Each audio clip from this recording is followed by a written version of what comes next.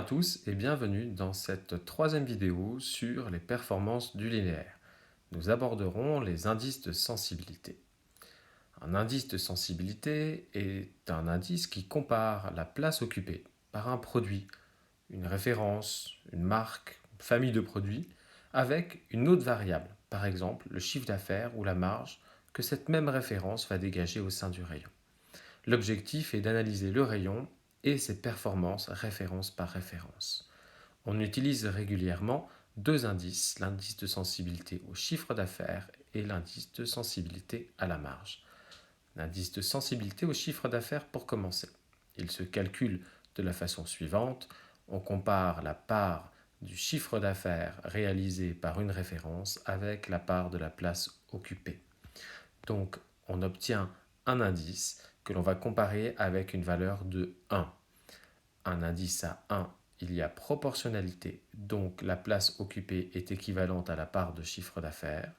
Un indice inférieur à 1 signifie qu'il y a surreprésentation, c'est-à-dire que le produit génère finalement moins de chiffre d'affaires qu'il n'occupe de place. Et un indice supérieur à 1 indique donc une sous-représentation, c'est-à-dire que l'IS est donc supérieur à 1. Exemple en application, prenons le rayon niveau des sucres. Nous avons ici trois références de sucre, une référence verte, une référence rose et une référence orange. Ces sucres sont positionnés sur des tablettes. Nous avions présenté comment calculer la répartition du linéaire sur une vidéo précédente. Le mètre linéaire développé en pourcentage ici pour la première marque en vert est de 40%, pour la deuxième marque 20% et pour la troisième marque de 40% également, comme on peut le constater, avec le nombre de tablettes, le ratio avec le nombre de tablettes. Prenons l'exemple où on va nous donner des informations relatives à la répartition du chiffre d'affaires.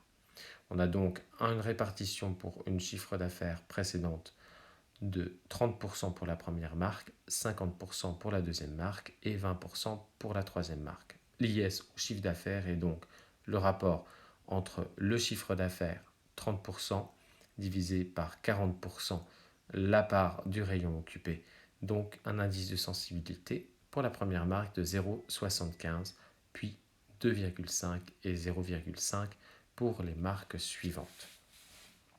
Maintenant, comment nous réalisons l'interprétation par rapport au fait qu'il y a proportionnalité, surreprésentation ou sous-représentation. Le premier cas, à 0,75, on a un indice inférieur à 1. On préciserait donc qu'il est surreprésenté. Mais on doit prendre en compte d'autres éléments. Alors d'autres éléments, par exemple l'emplacement à hauteur des yeux, à hauteur du chapeau, ou à hauteur des pieds ou à hauteur des mains, car on sait que certains emplacements dans le linéaire sont plus vendeurs que d'autres. L'indice de sensibilité à la marge maintenant, il se calcule de la même façon que l'indice de sensibilité au chiffre d'affaires.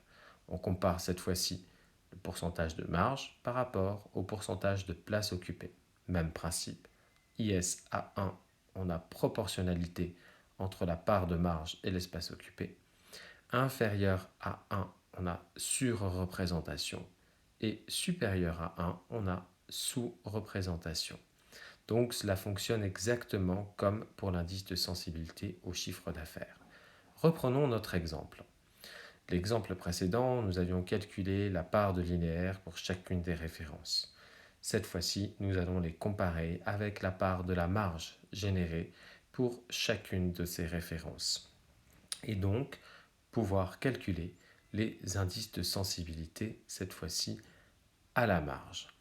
Donc prenons les exemples que l'on a là, 40% de marge pour le premier, 30% pour le second et 30% pour le troisième. Nous avons donc des indices de sensibilité de 1, 1,5 et 0,75. Comment maintenant les interpréter? Ça va être exactement le même principe que pour l'indice de sensibilité au chiffre d'affaires. Donc on sait qu'on va avoir 1 représentation proportionnelle, supérieure à 1 sous-représentation et inférieure à 1 sur-représentation. Mais l'analyse, pour être efficace, doit se baser sur les deux IS, au chiffre d'affaires et à la marge. on calcule donc la moyenne. Donc la moyenne, on additionne les deux IS et on divise par 2. Donc la suite, on reprend chacune de nos 3 marques. Maintenant qu'on a calculé les IS moyens, on va recalculer les mètres linéaires développés mais corrigés. C'est-à-dire finalement identifier la place que chaque référence devrait occuper par rapport à son IS moyen. Cela nous donne pour la première référence 0,88 qui est la moyenne des deux IS fois 40% de mètres linéaires, donc 35%. La première référence devrait occuper 35% du linéaire. On fait pareil pour la seconde et la deuxième et la troisième.